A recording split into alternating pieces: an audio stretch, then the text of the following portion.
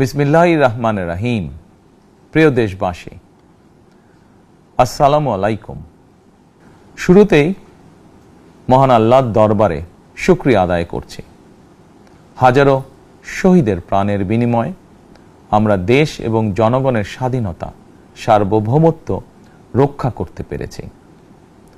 তাবেদার মুক্ত বাংলাদেশে জনগণের ভোটে জনগণের কাছে জবাবদিহিমূলক একটি নতুন সরকার যাত্রা শুরু করেছে। দেশে গণতন্ত্র এবং মানুষের অধিকার পুনঃপ্রতিষ্ঠার এই যাত্রা লগ্নে আমি দেশবাসীকে শুভেচ্ছা এবং আন্তরিক অভিনন্দন জানাই। স্বাধীনতা প্রিয়, গণতান্ত্রিক আমি প্রিয়। জনগণের কারণেই দেশে আবার মানুষের অধিকার, সম্মান এবং মর্যাদা পুনঃপ্রতিষ্ঠার সুযোগ সৃষ্টি হয়েছে। আমি দেশবাসীর উদ্দেশ্যে একটি বার্তা দিয়ে বলতে চাই, মুসলমান, হিন্দু, বৌদ্ধ, খ্রিস্টান তথা দল, মত, ধর্ম, বর্ণ নির্বিশেষে পাহাড়ে কিংবা সমতলে বসবাসকারী এই দেশ আমাদের সবার। প্রতিটি নাগরিকের জন্যই এই দেশকে আমরা একটি নিরাপদ ভূমিতে পরিণত করতে চাই।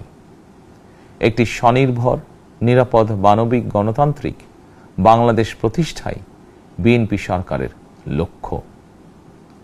প্রিয় দেশবাসী, ফ্যাসিবাদের সময়কালে দুর্নীতি, দুঃশাসনে পর্যুদস্ত একটি ভঙ্গুর অর্থনীতি, দুর্বল শাসন কাঠামো আর অবনতিশীল আইন শৃঙ্খলা পরিস্থিতির মধ্য দিয়ে নতুন সরকার যাত্রা শুরু করেছে। আইন শৃঙ্খলা পরিস্থিতির উন্নয়ন এবং কঠোরভাবে দুর্নীতি নিয়ন্ত্রণের মাধ্যমে জনগণের মনে শান্তি, নিরাপত্তা ফিরিয়ে আনাই হচ্ছে আমাদের সরকারের প্রধান অগ্রাধিকার।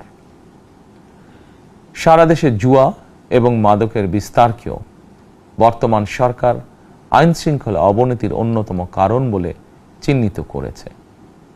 সুতরাং জুয়া এবং মাদক নিয়ন্ত্রণে আইন শৃঙ্খলা বাহিনী সব রকমের কঠোর পদক্ষেপ গ্রহণ করছে। জনজীবনে শান্তি ও নিরাপত্তা নিশ্চিত করতে সরকার সর্বোচ্চ উদ্যোগ গ্রহণ করছে। দেশের প্রতিটি সাংবিধানিক এবং সরকারি, বেসরকারি প্রতিষ্ঠান চলবে বিধিবদ্ধ নীতি নিয়মে। দলীয় কিংবা রাজনৈতিক প্রভাব, প্রতিপত্তি অথবা জোর জবরদস্তি নয়। আইনের শাসনই হবে রাষ্ট্র পরিচালনার শেষ কথা।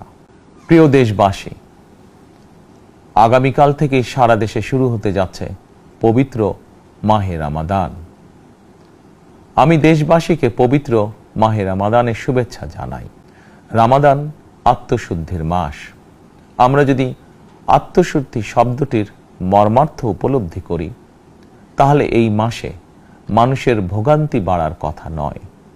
যদিও আমাদের অনেকের মধ্যেই এই মাসটিকে ঘিরে ব্যবসায় অধিক মুনাফা লাভের প্রবণতা লক্ষণীয়। আপনাদের প্রতি আমার বিনীত আহ্বান, রমাদানের পবিত্রতা রক্ষার্থে এই মাসটিকে আপনারা ব্যবসা মুনাফা লাভের মাস হিসাবে পরিগণিত করবেন না। দ্রব্যমূল্য যাতে সাধারণ মানুষের নাগালের বাইরে না যায়, এ ব্যাপারে ব্যবসায়ীরা দয়া করে সতর্ক থাকবেন।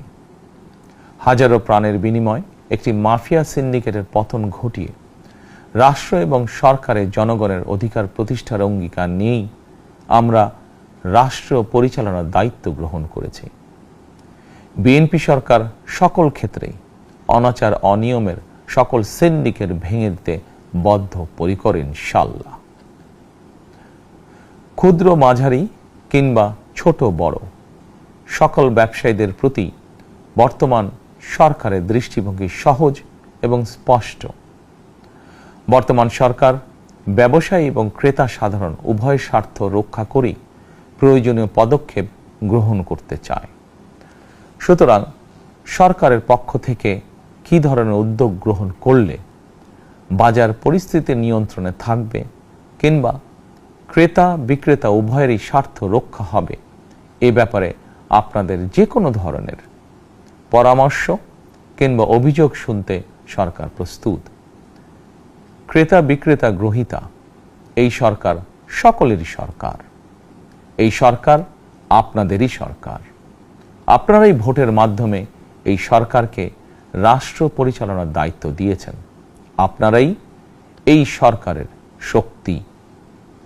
প্রিয় দেশবাসী, পবিত্র রমাদান মাসে রোজাদারগণ বিশেষ করে ইফতার, তারাবি, সেহরি এই সময়গুলোতে নিরবিচ্ছিন্নভাবে গ্যাস, পানি ও বিদ্যুৎ সরবরাহ পেতে চান। এই বিষয়টি নিশ্চিত করতে এরই মধ্যে আমি সংশ্লিষ্ট কর্তৃপক্ষকে নির্দেশনা দিয়েছি। অপচয় রোধ করে কৃচ্ছ্রতা সাধন প্রতিটি মুসলমানের ঈমানি দায়িত্ব। অফিস আদালতে বিনা প্রয়োজনে কিংবা প্রয়োজনের অতিরিক্ত গ্যাস, বিদ্যুৎ, পানি খরচের ব্যাপারে সচেতনতা অবলম্বন করাও ইবাদতেরই অংশ বলেই আমি মনে করি। দেশের সকল সরকারি বেসরকারি কর্মকর্তা কর্মচারী এবং জনসাধারণের প্রতি কৃচ্ছ্রতা সাধনের আহ্বান জানানোর আগে আমি সরকারের মন্ত্রী এবং বিএনপি সংসদ সদস্যদেরকে দিয়েই একটি দৃষ্টান্ত স্থাপন করতে চেয়েছি। বিএনপির সংসদীয় দলের প্রথম সভাতেই আমরা সিদ্ধান্ত নিয়েছি, বিএনপি থেকে নির্বাচিত কোনো সংসদ সদস্য সরকারি সুবিধা নিয়ে ট্যাক্স ফ্রি গাড়ি আমদানি করবেন না এবং প্লট সুবিধাও নেবেন না। আমি আপনাদের সামনে বলেছিলাম, রাষ্ট্র পরিচালনার সুযোগ পেলে বিএনপি সরকার মহানবীর ন্যায়পরায়ণতার আদর্শ অনুসরণ করবে। আমি মনে করি বিএনপির সংসদীয় দলের এই সিদ্ধান্ত ন্যায়পরায়ণতার আদর্শেরই একটি অন্যতম প্রতিফলন। প্রিয় দেশবাসী, বিভাগীয় শহরগুলিতে বিশেষ করে রাজধানী ঢাকায় যানজট অত্যন্ত নিয়ন্ত্রণহীন। হাটে মাঠে ঘাটে, অফিস আদালতে জনগণের ভোগান্তির শেষ নেই। জনজীবনের নানা ক্ষেত্রে জনদুর্ভোগ লাঘব করা না গেলে জনমনে স্বস্তিও ফিরবে না। রাজধানীতে জনসংখ্যার চাপ কমাতে বিকল্প ব্যবস্থা গ্রহণ করা জরুরি হয়ে পড়েছে। মানুষ তার নিজ জেলায় কিংবা নিজের বাসা বাড়িতে থেকেও যাতে সহজভাবে সঠিক সময়ে অফিস, আদালত, ব্যবসা বাণিজ্য করতে পারেন, সেই লক্ষ্যকে সামনে রেখেই সারা দেশে রেল যোগাযোগ ব্যবস্থা ঢেলে সাজানোর উদ্যোগ নেওয়া হচ্ছে। এই পরিকল্পনার অংশ হিসাবে প্রথমেই রেল, নৌ, সড়ক এবং সেতু মন্ত্রণালয়ের কার্যক্রম পুনর্বিন্যাস ও সমন্বয় করা হচ্ছে। আমরা মনে করি সারা দেশে রেল যোগাযোগ ব্যবস্থার সহজ, সুলভ এবং নিরাপদ করা গেলে একদিকে যেমন জনগণের শহর কেন্দ্রিক বা নগর কেন্দ্রিক নির্ভরতা কমবে, অপরদিকে পরিবেশেরও উন্নতি হবে। প্রিয় দেশবাসী, আমাদের চারপাশে সমস্যার শেষ নেই, তবে সমস্যার পাশাপাশি সম্ভাবনাও কিন্তু কম নয়। আমাদের বৃহৎ জনগোষ্ঠীকে যদি আমরা দক্ষ জনশক্তিতে রূপান্তরিত করতে পারি, তাহলে এই জনসংখ্যাই হবে আমাদের জনসম্পদ। আমরা নিজেদেরকে দক্ষ করে গড়ে তুলতে পারলে শুধু বাংলাদেশই নয়, বিশ্ব বাজারও আমাদের জন্য উন্মুক্ত। তথ্য প্রযুক্তির সিঁড়ি বেয়ে বিশ্ব এখন কৃত্রিম বুদ্ধিমত্তার যুগে প্রবেশ করেছে। প্রযুক্তির এই প্রতিযোগিতামূলক বিশ্বে সম্মান এবং স্বচ্ছতার সঙ্গে টিকে থাকতে হলে আমাদেরকে কোনো না কোনো একটি বিষয় বা কাজে পারদর্শী হতে হবে। দেশের কোটি কোটি শিক্ষার্থী এবং তরুণ যুবশক্তির উদ্দেশ্যে বলতে চাই, মেধায়, জ্ঞানে, বিজ্ঞানে নিজেদেরকে যোগ্য করে গড়ে তোলার জন্য যত রকমের সহযোগিতা দেওয়া যায়, সব রকমের সহযোগিতা দিতে বর্তমান সরকার প্রস্তুত। কর্মসংস্থান এবং কর্মপরিবেশ নিশ্চিত করার সুনির্দিষ্ট অঙ্গীকার নিয়ে বর্তমান সরকার যাত্রা শুরু করেছে। প্রিয় দেশবাসী, দীর্ঘ 18 বছর পর দেশে ফিরে গত বছর 25শে ডিসেম্বর আমি বলেছিলাম, দেশ এবং জনগণের জন্য আই হ্যাভ এ প্ল্যান। 12ই ফেব্রুয়ারি জাতীয় নির্বাচনের আগে দেশের বিভিন্ন স্থানে ঘুরে আমার প্ল্যান, পরিকল্পনার অনেক কিছু আমি আপনাদের সামনে তুলে ধরেছিলাম। আপনারা স্বাধীনতার ঘোষকের প্রতিষ্ঠিত দল বিএনপিকে ভোট দিয়ে রাষ্ট্র পরিচালনার দায়িত্ব দিয়েছেন, সকল পরিকল্পনা বাস্তবায়নের সুযোগ দিয়েছেন। এখন এই সুযোগকে কাজে লাগিয়ে সকল অঙ্গীকার পূরণ করার দায়িত্ব বিএনপি সরকারের। আমরা আমাদের পরিকল্পনা এবং প্রতিশ্রুতি বাস্তবায়নের কাজ শুরু করে দিয়েছি ইনশাআল্লাহ। অঙ্গীকার পূরণের এই যাত্রাপথে আমরা ভবিষ্যতের দিনগুলোতেও আপনাদের অব্যাহত সমর্থন প্রত্যাশা করি।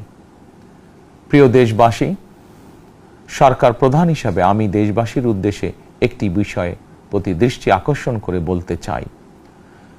নবগঠিত সরকার গঠনের সুযোগ দিতে যারা বিএনপিকে ভোট দিয়েছেন কিংবা দেননি অথবা কাউকেই ভোট দেননি, এই সরকারের প্রতি আপনাদের সবার সমান অধিকার। বিএনপি সরকার বিশ্বাস করে দল, মত, ধর্ম, দর্শন যার যার, রাষ্ট্র সবার। এই দেশে, এই রাষ্ট্রে একজন বাংলাদেশী হিসাবে আপনার, আমার, আমাদের প্রতিটি বাংলাদেশী নাগরিকের অধিকার সমান।